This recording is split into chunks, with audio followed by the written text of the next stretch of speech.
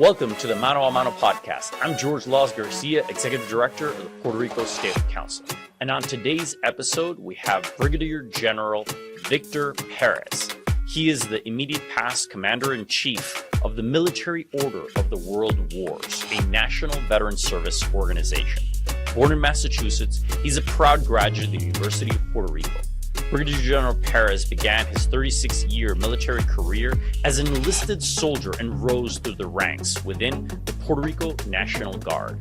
He has dedicated his life to service, both in and out of uniform, leading organizations such as the Puerto Rico Red Cross, LULAC's Veterans Chapter, and the Lions Club of Caguas, while continuing to champion veterans and veteran service members nationwide. He lives in Puerto Rico with his wife Francisca and is a proud father and grandfather. Welcome to the show, General Perez. Listen, this is an honor and a privilege just to be here and be talking to all the audience that's going to be listening to us. And, you know, we have done this some other times, but I would say this is very special because there is a lot of special things that is going on, not only in our side of the world, but in the whole world. Definitely. So, and General Perez, you know, one of the things I want to highlight for the audience is, you know, this is the first time that we're here on the podcast, but I've known you now going on almost 2 decades. I think the first time that we interacted, I was serving as a staff member for then Resident Commissioner Pedro Pierluisi. You came as part of as a leader in a pro-statehood veterans group that came to Washington, D.C. to lobby congressional offices in support of statehood legislation that we had presented at that time. And since then, you've continued coming to Washington, D.C. over and over again out of an amazing conviction that you have that veterans have an incredibly important role to play in advancing the cause of statehood for Puerto Rico. Can you just tell us a little bit about, you know, what your experience has been as a member of the U.S. military and then a veteran advocating for this issue?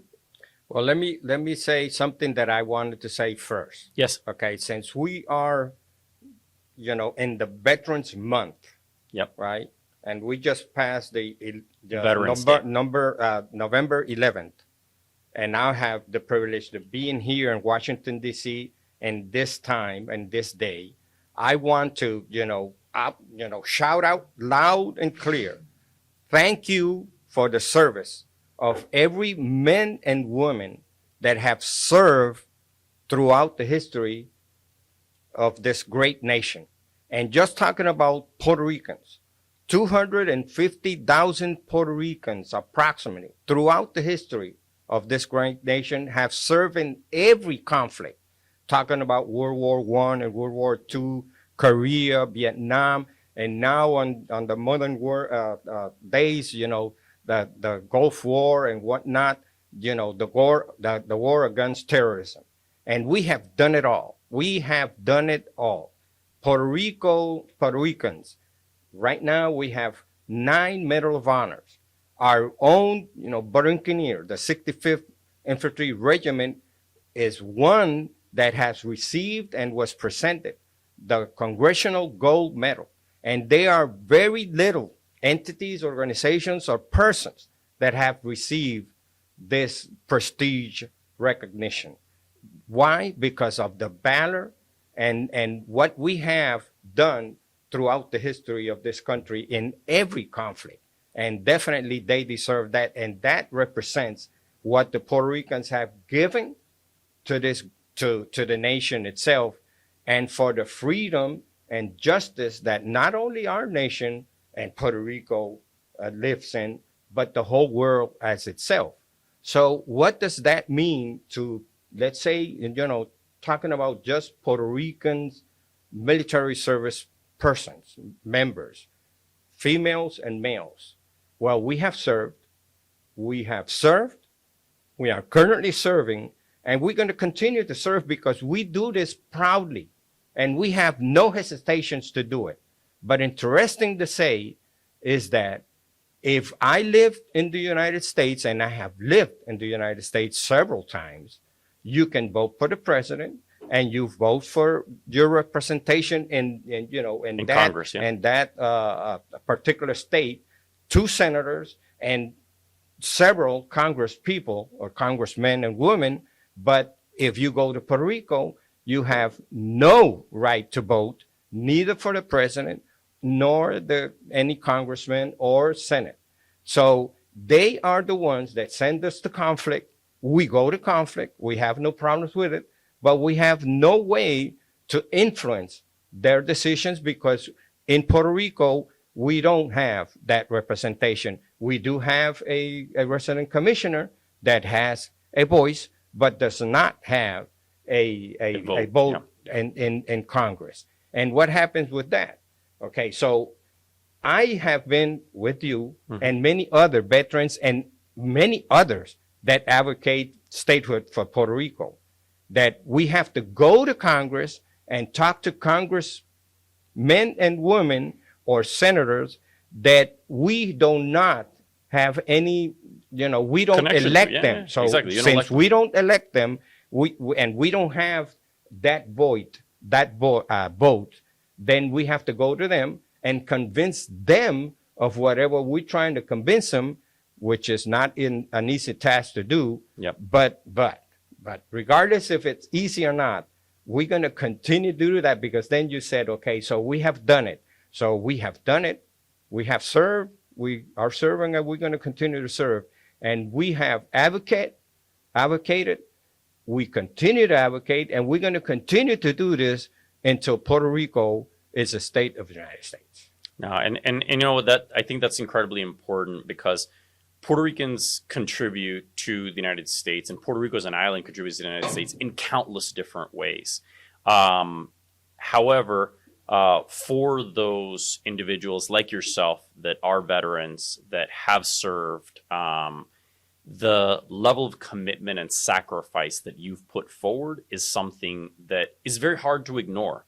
There are many members of Congress that themselves were former service members, so they appreciate that because they also probably served alongside Puerto Ricans during their military service, and they recognize the degree of commitment that it takes to serve, to sacrifice, to fight on behalf of a country where when you come back home, you don't have the same rights. And I think that that's an incredibly compelling argument and narrative that you can tell from a vantage point that no other advocate can, because the rest of us have advocated, we've, worked, we've, contributed to the country, but we haven't put our lives on the line in the same way that Puerto Rican servicemen and women have done now for more than a century, are doing right now in this, very day, and probably will continue doing well into the future.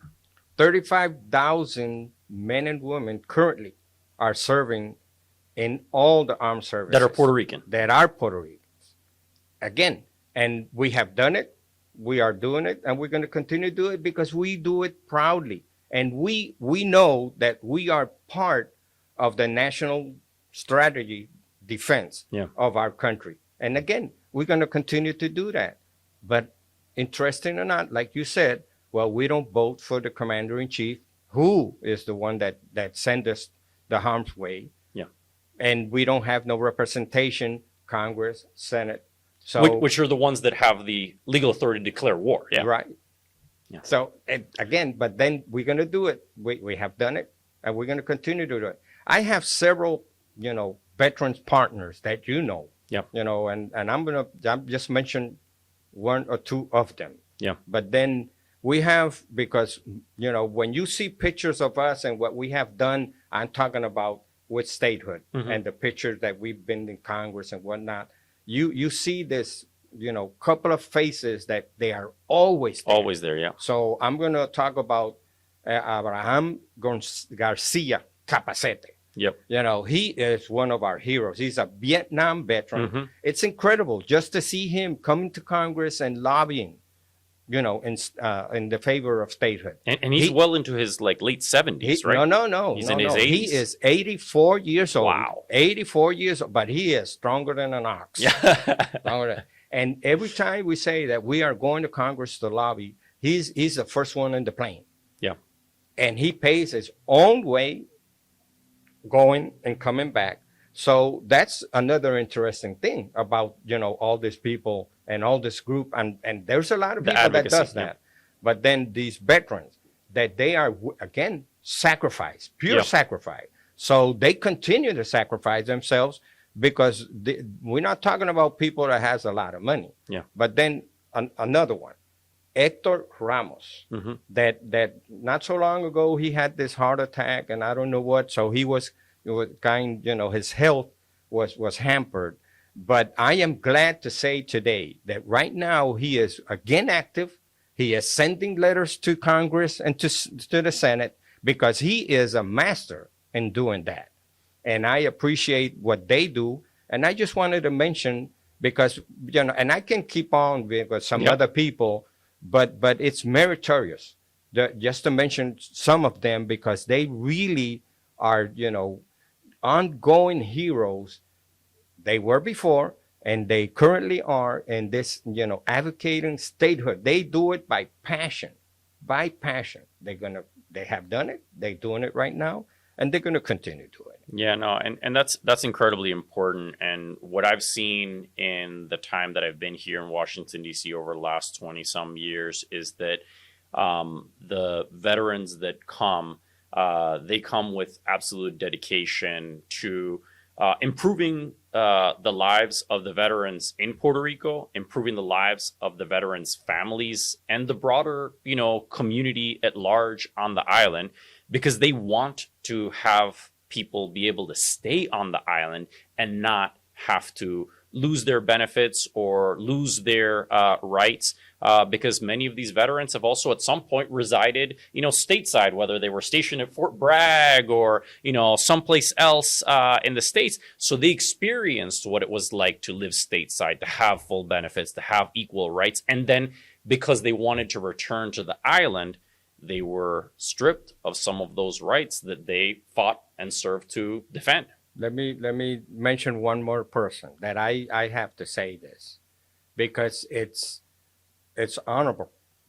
And what is our legacy? I'm going to mention Wilfredo Rivera. Yeah. Wilfredo Rivera. He 20 something years in service. He retired, had 3 sons. Yeah. All of 3 served in the military or are serving. 1 is retired. Yeah. A command sergeant major. The other one is a warrant 4 in service, and the other died in Iraq, and that is his legacy. And that is what Puerto Ricans, not only Puerto Ricans, our whole nation does to make sure that the whole world lives in liberty and justice and freedom. Yeah. And they are in democracy. Yeah. And that is what's important about what everybody does. Let me say something about, service members. And I'll just say this, about all service members. And we can say, though, so are these people special? I'm not going to say me, but, the servicemen and women, are they special or not? Well, if you ask me, they are special. Because this country has something like 350 million in population, men and women. But not only half of 1% serves in the armed forces. So that's very little, compared with this big number. And they have done it. I repeat this, many times because it's really what we do. We have done it. We continue. We are doing it right now, and we continue to do it. So let's say us, that we retired. So now, in my case, I'm retired, but I still serve. And I will continue to serve because that is something that you have it by heart to serve. And that is another thing that some people don't understand. So why are you doing this? And some people come up and wanted to tell us, well, why you go to Washington, D.C.? Why you go to Congress? What you think you're doing? Well, what I think I'm doing is that I'm getting closer, or we are getting closer and closer to statehood. Yeah. And it doesn't matter if it's the 51 or the 52. It's the matter of that we will be a state because we already voted for that. And every referendum, prove that Puerto Ricans wants to be a state. And General, if I may just, ask on a personal level, what would Puerto Rico's admission into the Union as a state mean to you? Just take a moment to imagine this. Imagine that Congress passes legislation, the president signs it, and Puerto Rico is officially admitted into the Union as a state. What would you feel in that moment? What would that moment mean to you? Well, if it means something for me, I would say it means something for the future generations that are right now growing up and the ones coming, in the future again. Because, if we say something for us, Mm-hmm. well, it's we are in a point of time and we are growing up. We're not getting younger, but what we have, we already have it. Yeah. But what we need to do is to secure, our future generations. And that is what I would say that it's our legacy. If in that moment of time, when Puerto Rico becomes a state, it's going to be such a gratifying thing to feel, but it's not for you, but for the rest of the people and the generations to come. And I have 3 sons and I have 6 grandsons. Yeah. And I want them to have the best life they can have and the best opportunities they can have. But right now, and if we just take a look at Puerto Rico Mm-hmm. and what is going on in Puerto Rico, well, if we compare ourselves with any country in the Caribbean, Mm-hmm. Central, South America, well, definitely we are much better. A lot better, yeah. A lot better than what they are. Sure. But we can be a lot better if we become a state. Because, if we just compare ourselves, what is the gross income of any Puerto Rican living in Puerto Rico? Something like $24,000 Per a year. year. Yeah. Now, the poorest state in the United States, it's way over 35,000. Yeah. And some of these and some of the states, if you go to New York, your average income is something like $75,000 a year. Yep. And that is totally different of what we live here. And we can go on and go on and go on of what are the benefits of us to become a state, because it's all about opportunities. It's all about being better. Sometimes, I was going to say, if we take a look at the normal curve of the economy, Mm-hmm. and not sure that everybody, but the normal curve goes up and comes down, Mm-hmm. right? So in one point of time in the history of Puerto Rico, between 1950s and the 1975, 80s, Mm-hmm. we were growing, and we grew. But then we are now in the high curve coming down, Yeah. because we have no way of turning the curve again and moving up, because that is what we need. But then there is so many factors that it's against us. Right now, we have a board, a supervision board, Fiscal Oversight Board, yeah. right, telling us what to do in Puerto Rico. That doesn't happen in the other states, because in the state, you can't do that. But in Puerto Rico, since we are a territory, they do that to us. So, and then, taking decisions, we have to first take a look at what the United States is going to say to us. So if we can move forward or not in something, yes or no. So we are definitely in a disadvantage as a territory. We are a colony. Puerto Rico has been a colony. It's this whole its whole life. Yeah. Before in Spain, we were a colony of Spain, and now we are a colony of the United States. And that needs to end, not only because it is not the best thing for Puerto Rico, but ultimately it goes directly against America's founding values, which is for government by consent of the governed, which are the values that when you swear your oath to serve and defend our Constitution was the document that was meant to enable the principles that were put forward in the Declaration of Independence. And that's, equality under the law, government by consent of the governed. These are the founding things that make America what it, has been, a beacon of freedom in the world. And when I hear you say that, for you, it's about a better future for your children and your grandchildren. I'm hearing you not just talk about the economic side, but also about the democratic rights that are needed to make sure that their interests are represented and that they can contribute fully to the United States also being a better country. And that's the only way to have that equality. The only way to have equality, believe it or not, is to be a state. Yeah. There is no other way. There is no other way. Because being a state, you can vote for the president, you can vote for Congress, and you can vote for Senate. And interesting or not, is that if Puerto Rico, when Puerto Rico becomes a state, we're going to have 2 senators, but we would have something like 4 or 5 Congress members, or representatives, women, right? Mm-hmm. Representative, and that in the balance of power, and sometimes we have to talk about that because in my perspective, that is really the issue, the balance of power. Then you have like something close to 21 or more states that would have less population power because they have less population than us. They would have less Congress people in Congress, and we would have more. So in their perspective, we're going to have more power than them. It could be, it could be not. But it's interesting to think about it. But it's that when we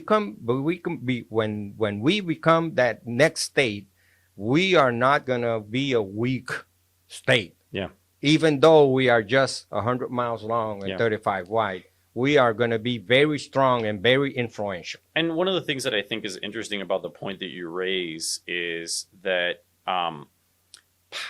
political power is not a zero-sum game, right? The United States as a country has grown from the original 13 colonies that became the original 13 states of the Union. And as it's added more states, the power of the country hasn't diminished. In fact, it's grown because the strength of the United States is actually in the strength of its collective union of states. So if we add Puerto Rico as another state of the Union, Puerto Rico and all of the potentials that it has, which up to now haven't been fully able to be developed because under territorial status, you're treated unequally, you don't get the same rights, you don't have full participation, those will be able to come into their full development, and Puerto Rico will actually be able to help grow America's power and prosperity as a whole, or at least that's my perspective about it. And I think that that's something that I would actually like to ask you about. And specifically, I'd like to ask you in the context of the developments that we're seeing right now at the geopolitical level.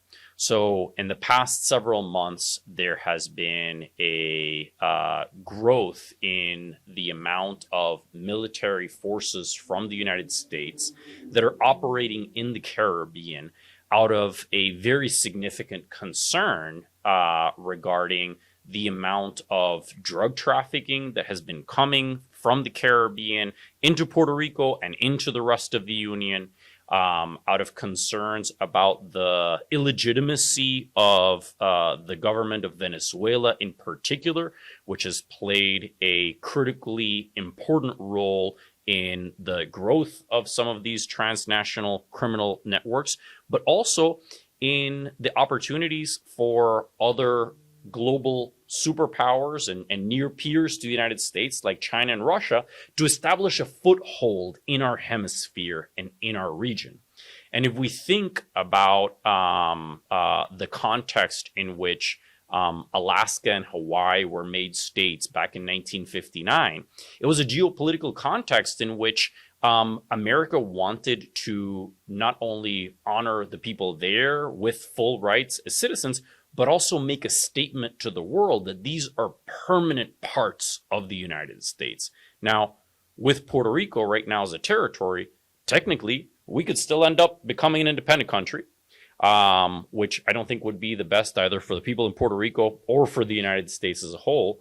But what we've had right now with these developments in the Caribbean and Venezuela is a very clear example that for the United States to be able to be a force of stability, peace, and prosperity in the Caribbean and in Latin America and in the Western Hemisphere as a whole, the capacity to be able to have Puerto Rico be a permanent part of the Union is indispensable. What are your thoughts about the current military deployment that is happening in and around Puerto Rico in the Caribbean, and what is unfolding there right now? What's the significance of that? Well, what we see right now, it's interesting, right? And if you take it in the context of 6 months ago, and what was the interest of the United States into this side of the Americas? We're talking about the Caribbean, Central, and South America. What was their interest? It looked like it wasn't too much. Yeah. So in my perspective, they are now awakening to a serious, ongoing situation that we can start saying that it's about drug trafficking, but it's a lot more than that, because then the Chinese influence in this region is just huge. And you can go to any AI and look and Google it, or ask AI, listen, tell me what is the Chinese influence in this region, and it's amazing. That right now the South America side has a great let's say they are putting a lot of investments in China. So start that sentence again. Right. They're putting a lot of investment. They're doing a lot of investing in Chinese interests, and the Chinese are taking advantage of that. And right now, if we just take a look at the region, China really controls several ports on this side of the country. And what does that? We can say, well, what is the big deal about that? Well, the big deal about that is that they can use those ports because they control them against the United States. And we are looking into, that in our own backyard, we have our biggest enemy, talking about China and talking about Russia, that they are really growing up into influence of this side of the Americas.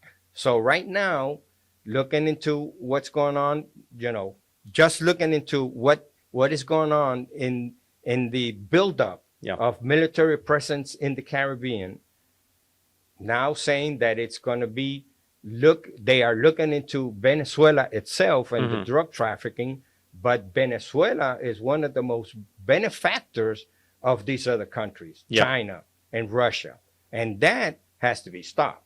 So we say, a little while ago, we were talking about how much, military presence do we have. So right now we have an Air Force, Air Force carrier, right? That the biggest in the United States, right? In the Department of Defense, the biggest. And when you do that, when the United States park one of these things right beside you, that is basically the last diplomatic, thing that they're going to do to convince you that they are getting serious about anything. Something that I would say that if you would ask me 2 weeks ago, if the United States were going to have any intervention inside of Venezuela, I would probably say that they wasn't going to do it. Yeah. But right now, I would say this is my own opinion. I'm not saying that I know that they're going to do it. But if you ask me, some intervention is going to happen soon into Venezuela. Just because you don't park that level of firepower, no, because you have a lot of military presence in the Caribbean. In Puerto Rico itself, we can talk about, I don't know, the numbers flow, but there must be close to 5,000 Marines, and we're talking about a very strong force with all the equipment they need to deploy and move to any area of operation, They practicing in Puerto Rico because Puerto Rico kinds of a similar, environment, geography, especially the beaches and whatnot, that they are practicing specifically just to move, if you ask me, the logistics of them. And the geographic proximity, because Puerto Rico is just a lot closer to anywhere in South America than any state of the Union is. And again, if we just say, well, they just want to have this, it's all about showing a force. Well, right now, I really understand that it's a lot more than that they are getting serious about it. Another thing that is interesting, just to take a look at Puerto Rico itself, and why are they in Puerto Rico and not in some place else? Because planes can fly from Florida, sure, and they can fly from some other Texas points in the United States itself. Why Puerto Rico? Well, one is that they're really close, but then another thing is that really Puerto Rico strategically continues to be something that the United States have valor. They value that possibility that Puerto Rico is used as a point that they can deploy, they can move, they can control, the Caribbean, and the Central America and South America areas of interest. Yeah. Well, one thing that I want to kind of go back to a little bit is your analysis of the geopolitics of this. So, while the main reason that's being talked about up to now for why this deployment is ongoing has to do with narco trafficking, and we've seen the attacks on the individual small vessels leaving Venezuela that have been happening, where the United States has already taken kinetic action and had casualties happen on this. But putting that aside, what we also see is that there's a bigger set of potential interests on here about protecting America from the potential for its near peer rivals, which I wouldn't call them enemies. I think we should think about them as potential rivals, right? Specifically China and Russia, which have both had presence in the region. Right now, more China than Russia, because Russia's worried about what's going on in Ukraine, right? And focus most of their assets in that area. But, the United States has had the first island chain and the second island chain, the third island chain in the Pacific, which are, 3 sets of islands that are there, other United States territories, freely associated states the United States has relationships with, that are all seen as part of the military capability that the United States has to project power into the Pacific in order to contain the possibility of Chinese aggression coming closer to the United States mainland. But if you're China and you see these islands in the Caribbean, then you think, well, maybe there's an opportunity for us to pre-position ourselves to potentially take advantage of the proximity of the United States to create an offensive point that we could potentially use in the future. And the way that they've done it hasn't been putting military bases there first. They've done it in a surreptitious way, in a way that's subtle, by establishing commercial agreements, going into Panama, taking over some operations of different, port facilities and strategic assets and other things like that, making investments in countries in the region to secure natural resources, but also to gain political allegiance from some of and debts from some of those governments. And if you kind of take that big picture look, what's happening here is that China's basically prepositioning itself to develop a potential offensive line of attack in the future. And what is America's main asset in the region that can prevent that can be the position from which it can essentially deflect or stop or prevent that from advancing further? It's Puerto Rico. Is that something that you think, from your perspective, makes sense? How do you see that working out in terms of America's national security strategy and how it's evolving from where it has been with the pivot to Asia in the past several years to what you see happening now? Well, what you see happening now is specifically that they see Puerto Rico as that one point of their national defense and key to their strategy. Because, like in the past, that's the way that Puerto Rico was used for, specifically that, because, entering this area of operations, you have to go through Puerto Rico, close to Puerto Rico or whatnot. And it's already right now, with all the deployments and all the military presence that we see in Puerto Rico, definitely they are proving that we are part of the national strategy itself, specifically to this area, to the Western Hemisphere, for the Americas itself, because again, they are seriously looking into what is the Chinese and what are the Russians and what are Iran, is because Iran is also a player here. And if we talk about, so drug trafficking, what they do with all these people, well, these people actually do business with all these drug trafficking organizations, because then that weakens democracy, and that's what they really want, because then they are authoritarians, countries. So there you're making the direct link between the government of Venezuela being involved with the drug trafficking, but the drug trafficking itself not just being a criminal enterprise for making money, but also a way of exerting geopolitical influence. Sure, and they exploit that. All of these countries exploit that, because what they really are trying to do is be them, more influential than the United States in these countries. And again, they are acquiring huge debt with China itself and some other of these countries.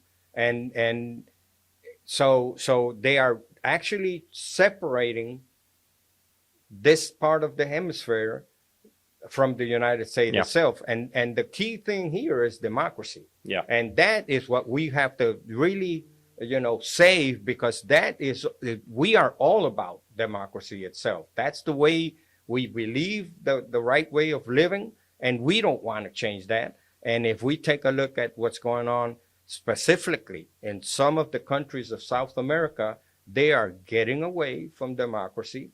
If not, they are controlling democracy for their own benefit. Yeah, and that, not only it's weakening, this whole hemisphere itself, but then it's making their own population suffer a whole bunch. Yeah, and Venezuela is the perfect example of that, because we saw in this last election that it's absolutely clear that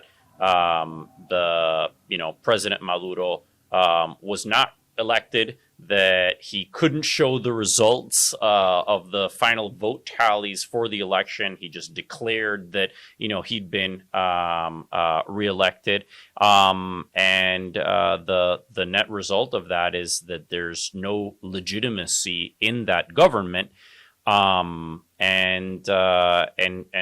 the economic situation in Venezuela has continued to deteriorate, meaning that more and more people are having to leave Venezuela, go to other countries. So it's not just destabilizing that country, it's actually destabilizing the region as a whole. And that's deeply problematic.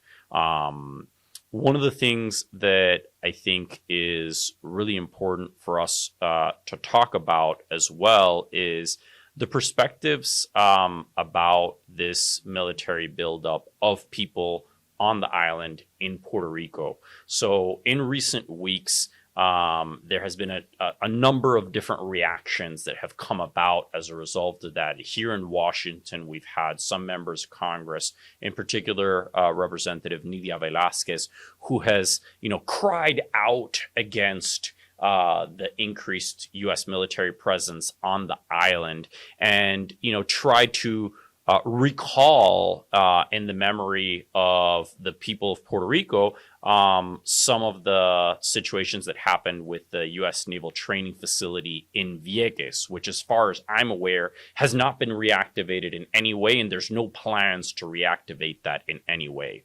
But since you're on the ground, living in Puerto Rico and seeing things day to day on the island, what's your firsthand experience of how island residents are responding to and viewing this increased military presence on the island today?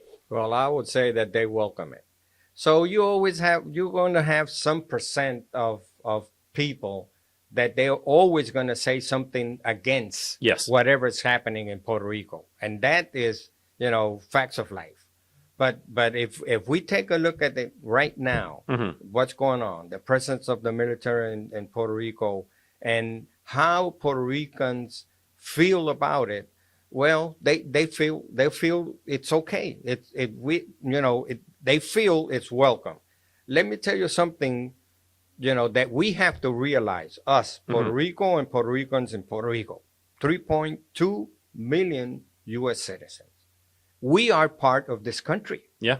So, and we have to understand that if we are part of the country, we have to do our part to make sure that the country stays safe. So right now, that is what's going on. And we have to feel proud about it. And in my point of view, most of Puerto Ricans feel proud about it. Now, a lot of other part of that people that feels welcome, feels that the military presence is welcome, they would like to see our bases reopen again. Yep. So that's a different issue, interesting issue or not, because that has to come from Congress to make that happen, because Congress closes it, and Congress is the only one that can open it back. But then again, I don't think that Puerto Rico is saying that they don't want, military people, because the military presence in Puerto Rico has existed always. Yes. You have a huge National Guard and you have a huge reserve, and between both, they have something like 12,000 servicemen and women that they live in Puerto Rico. They have a lot of armories around Puerto Rico. So the presence of the military in Puerto Rico, it's there. It's always been there. Yeah. So, and the people knows it, and the people feels more safer just because of that. And actually it does, because when Puerto Rico, in the biggest contingency that Puerto Rico has had, Maria, right? Hurricane Maria. Every part of those forces, talking about Puerto Rico National Guard, Reserve, and Puerto Rico Reserve, they gave their best 110% to make sure that we can restore ourselves, and that's what they did, and they did it for a long time, making sure that Puerto Rico can just recover, regenerate itself, and they did it. So again, talking about the presence of the military forces in Puerto Rico, it's been there. It has been there. Right now, it's there, and it's continued to be there. Now, how long the current the active duty forces that are currently in Puerto Rico and around the Caribbean are going to be there? Well, in my perspective, until they obtain their, what they want, right? Which is, if you ask me, to get Maduro, in the short term, get Maduro out of the government and restore a democratic government in Venezuela.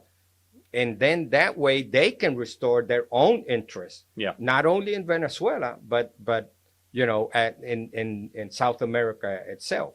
And definitely Puerto Rico is being part of that. And we should, we are proud, if you ask me, of being part of it. Yeah. Well, I definitely do think that the Venezuelan people deserve to have the opportunity to restore democracy. I hope that it does not require military action from the United States that puts our men and women in service in harm's way, or the potential innocent people in Venezuela in harm's way. But I definitely do think that change has to happen there. And it's not just for the benefit of the people of Venezuela so that they can have their democracy restored, but also so that we can limit the capacity of other geopolitical rivals from using the democratic deficit and the instability caused by Venezuela and the government there as a foothold in our region to try to destabilize the whole place. So before we finish off, I really want to thank you for all of your contributions, for your military service, for your service to the veterans community, Puerto Rico, but also stateside, and for your outstanding advocacy on behalf of the Puerto Rico statehood movement. And I would like to ask you a question. If you could give any piece of advice to supporters of statehood for Puerto Rico, whether on the island or stateside, about how to advance the cause, what would you recommend that people do to take action to continue to move this issue forward? Well, the first thing is to take action, because then if we stay quiet, nothing's going to happen. Yeah. Now, some people want to tell us that, why are you doing that? Because you're not going to get nothing out of it. Well, the reality of not getting results is not doing nothing. So we have to continue to move forward in advocating statehood, because that's the only way we're going to get statehood. And we have to convince the body that will give us statehood, which is Congress and the Senate, because it's not the president who's going to come up and say, now Puerto Rico is going to be a state. Yeah. No, it doesn't work that way. Really, it has to come from Congress. You talk about some of the Congress women now, and I don't want to say their names, yes or no, because I'm not trying to, say nothing, against them, because it's interesting that now we hear from them that they are not, they don't see the military presence in Puerto Rico positive. That's Nydia Velasquez, right, that's Delia Ramirez, some of these others. So that's good. But then, interesting, a couple of years ago, they helped us to bring up this a project to Congress and actually it came through, and they Puerto voted Rico status resolution, right, in favor of statehood for Puerto Rico, and they help us do that. And now they saying the contrary. So that is kind of awkward. It's a contradiction, right? Of what they said. They support self-determination, but they don't recognize the results when people vote for statehood. Yeah. But then again, what we should do. We can't quit. You never quit, and we're not going to quit. Again, I say that we have done it. We are doing it right now, and we're going to continue to do it until Puerto Rico is the next state of the United States, and the only way you can do that is never stopping. If you stop, you're not going to get it. Yeah. Well, I think that's a great place to end. I appreciate all of your persistence and dedication to the military community, veteran community, to the Puerto Rico statehood movement. And I thank you for your service. Thank you, General. Thank you.